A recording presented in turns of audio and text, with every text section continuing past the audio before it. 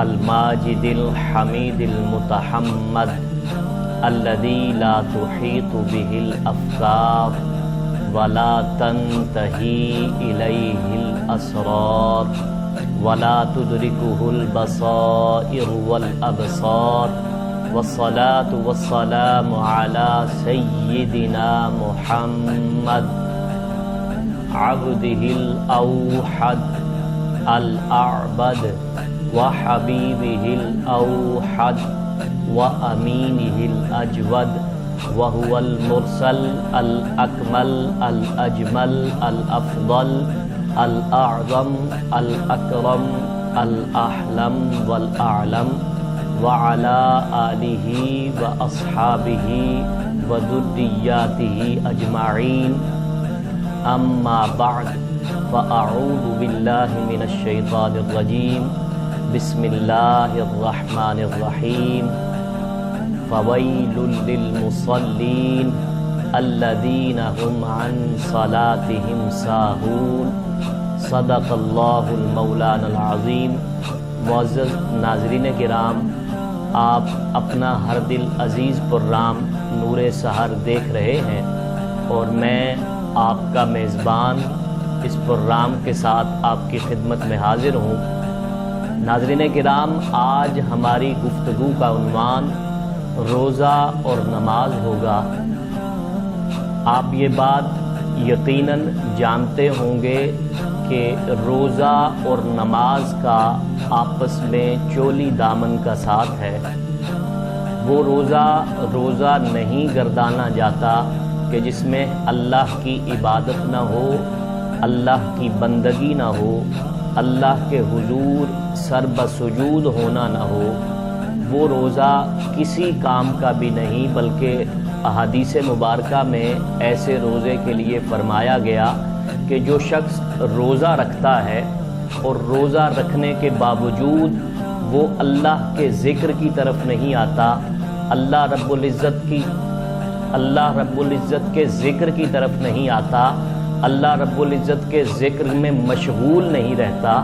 نماز نہیں پڑھتا، نماز کو چھوڑ دیتا ہے، نماز کو چھوڑ دینے کے ساتھ ساتھ دیگر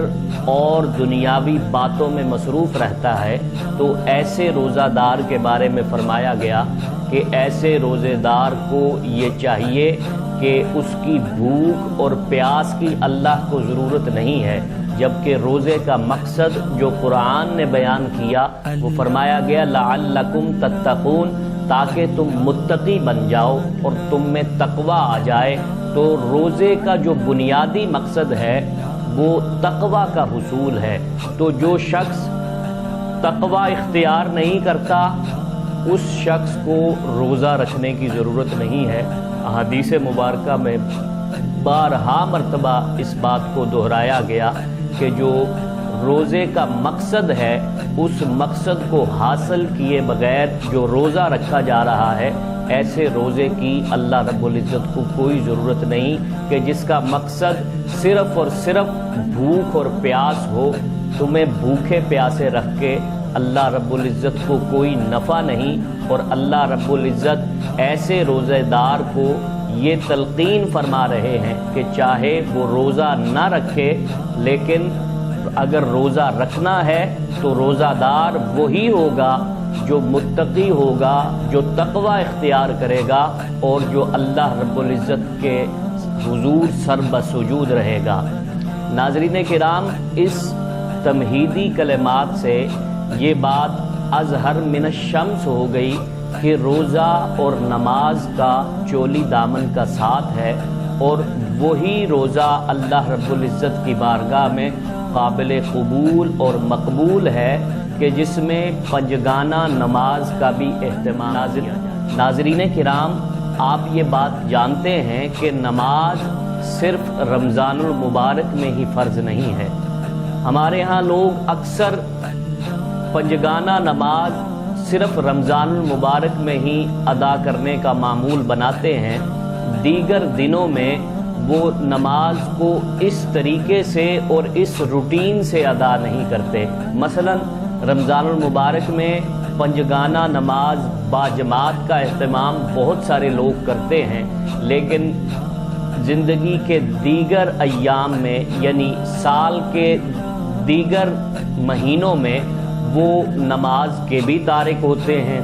या यूँ कह लीजिए कि पंजगाना नमाज बाजमात रमज़ानुल मुबारक में अदा करते हैं, लेकिन साल के दीगर 11 महीनों में वो नमाज का अहतमाम बाजमात नहीं करते। जब वक्त मिला पढ़ लिया और जब वक्त ना मिला ना पढ़ा, या बाजमात कभी पढ़ ली और कभी कभी नमाज ही छोड़ दी। ऐसी सूरत हाल के अंदर मैंने ये ज़रूरी समझा कि अपने नाज़रीन किराम के लिए मैं रोज़ा और नमाज के उन्वान से आपके साथ मुखातिब हूँ और नमाज की अहमियत आप अहबाब के गोश गुजार करूँ। मैंने कुरान हकीम की जो आया मुबारका तिलावत की, इसमें अल्लाह रब्बुल इज़्ज़त ने फरमाया फ़वैलुल लिल मुसल्लीन, खराबी है उन नमाजियों के लिए अल्लज़ीना हुम अन सलातिहिम साहून, जो दिखावे की नमाज पढ़ते हैं और जो दिखावा करते हैं नमाज पढ़ते हुए। हमारे यहाँ ये भी अक्सर देखने में आता है, और ख़ास तौर पर ये जो बात मैं आपसे कर रहा हूँ ये मार्केटों में बहुत ज़्यादा होती है कि जो शख्स नमाज का आदी होता है और नमाज पढ़ता है तो वो भी दिखावे की नमाज पढ़ता है। मसलन नमाज पढ़ते वक्त वो अपनी दुकान के 2-3 दुकानदार जो उसके अक़ब में बैठे हैं, नमाज पढ़ते जाते वक्त ये कहते हुए देखा गया ऐसे लोगों को कि मैं ज़रा नमाज पढ़ने के लिए जा रहा हूँ, मेरी दुकान का ख्याल रखना, या ज़रा मैं नमाज पढ़ने के लिए जा रहा हूँ, इधर भी ध्यान रखना। तो ऐसी सूरत में ये दिखलावे की नमाज है। तो अल्लाह रब्बुल इज़्ज़त ने फरमाया फ़वैलुल लिल मुसल्लीन, खराबी है उन नमाजियों के लिए जो दिखावे की नमाज पढ़ते हैं। नाज़रीन किराम, नमाज एक ऐसा अमल है जिसको नबी सल्लल्लाहु अलैहि वसल्लम ने फरमाया कि ये मोमिन और काफिर के दरमियान फ़र्क करने वाली चीज़ है। यानी अगर आपने देखना हो कि मोमिन कौन है तो मोमिन को पहचानने के लिए ये देखा जाएगा कि वो नमाज पढ़ रहा है या नहीं पढ़ रहा। तो जो मोमिन होगा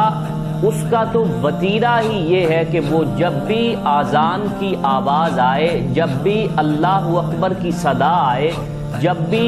अल्लाह का बुलावा आए, जब भी अल्लाह की तरफ से पैगाम आए, तो एक मोमिन की निशानी ये है कि वो मस्जिद की तरफ लपकता है और वो मस्जिद की तरफ जाता है, ऐसे तेज़ हवा की तरह मस्जिद की तरफ जाता है, क्योंकि अल्लाह रब्बुल इज़्ज़त का बुलावा है। तो नाज़रीन किराम,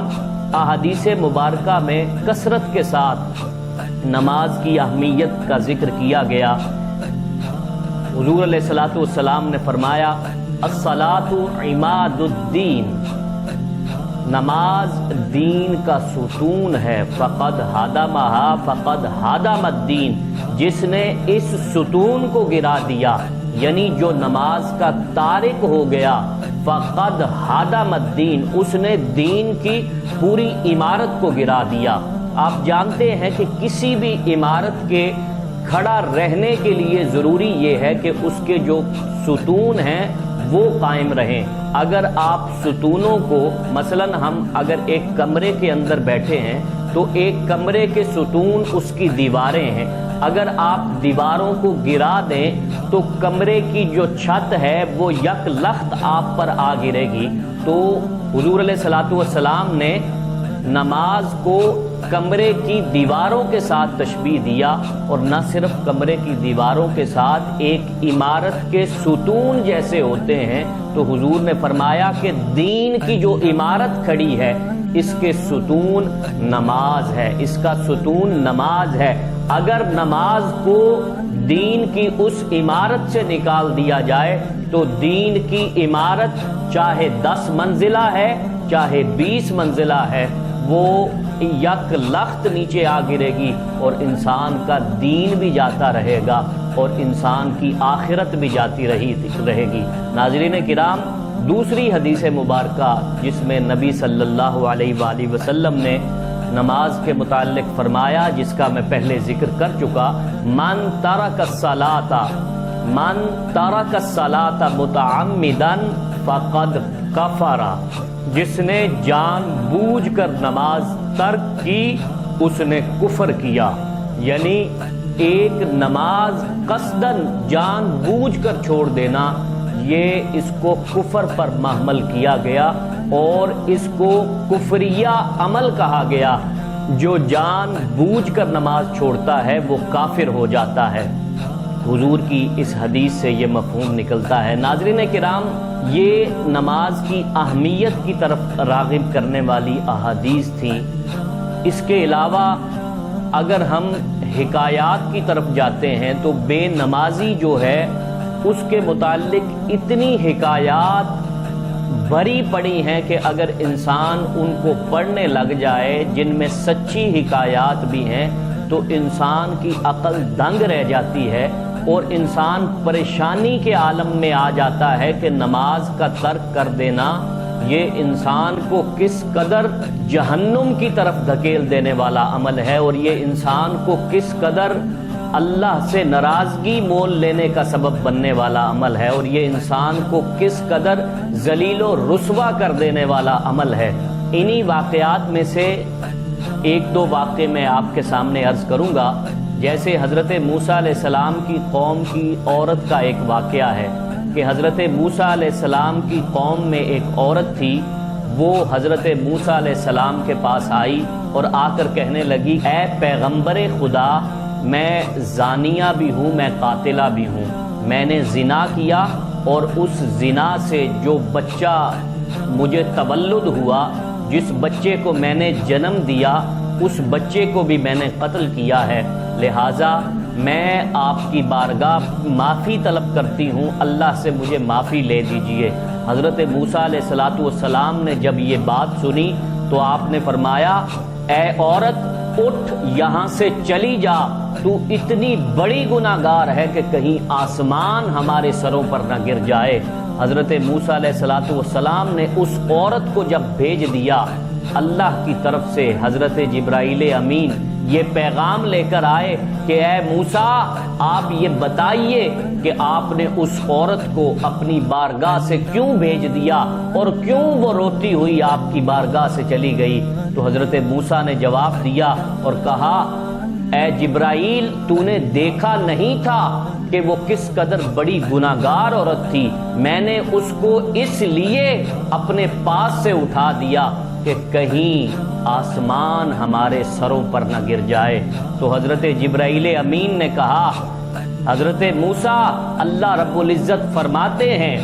کہ اس عورت کے گناہ کا کیا کہنا، اس عورت کے گناہ کا کیا کہنا، کیا آپ نے اس سے بڑے گناہگار کا چہرہ نہیں دیکھا؟ حضرت موسیٰ علیہ السلام چونکہ نبی ہمیشہ واقعات کے ذریعے اپنی امت کی تعلیم فرماتا ہے، تو حضرت موسیٰ نے کہا، حضرت موسیٰ کو پتہ تو تھا لیکن امت کی تعلیم ہو رہی تھی۔ آپ نے فرمایا، اے جبرائیل، کیا اس سے بھی بڑا کوئی گناہ ہو سکتا ہے کہ کوئی زنا کرے اور زنا کرنے سے جس بچے کو وہ جنم دے اس بچے کو بھی قتل کر دے، تو کیا اس سے بھی بڑھ کر کوئی گناہ ہے؟ تو حضرت جبرائیل نے کہا، اے موسیٰ، اللہ رب العزت فرماتا ہے کہ اس عورت کے گناہ کا کیا کہنا، لیکن اگر آپ نے اس سے بھی بڑے گناہگار کا چہرہ دیکھنا ہو تو بے نمازی کا چہرہ دیکھو۔ ناظرین کرام، نماز کا چھوڑ دینا اس سے بڑا کوئی گناہ ہے ہی نہیں۔ بے نمازی بے وفا ہے، بے نمازی بے حیا ہے، جس کو اللہ کا حیا نہیں ہے اس کو آپ کا اور میرا حیا نہیں ہو سکتا، بلکہ میں یہ کہا کرتا ہوں کہ بے نمازی بے وفا ہے، اور بے نمازی اگر ہمارا ملازم ہے، اگر وہ ہمارے پاس ملازمت کرتا ہے تو وہ یقیناً ہمارے ساتھ بھی وفا نہیں کر سکتا، کیونکہ جو شخص اللہ کے ساتھ وفا نہیں کر رہا وہ آپ کا اور میرا وفادار نہیں ہو سکتا۔ ناظرین کرام، حضرت عیسیٰ علیہ السلام کا ایک واقعہ جس کو تاریخ کی کتابوں میں کثرت کے ساتھ دیکھا جاتا ہے، اور یہ حضرت عیسیٰ علیہ السلام ایک وادی سے گزرے، ایک دیہات سے گزرے، تو آپ نے دیہات کا منظر دیکھ کر بڑی خوشی اور فرحت محسوس کی۔ پہاڑوں پر درخت لہلہا رہے ہیں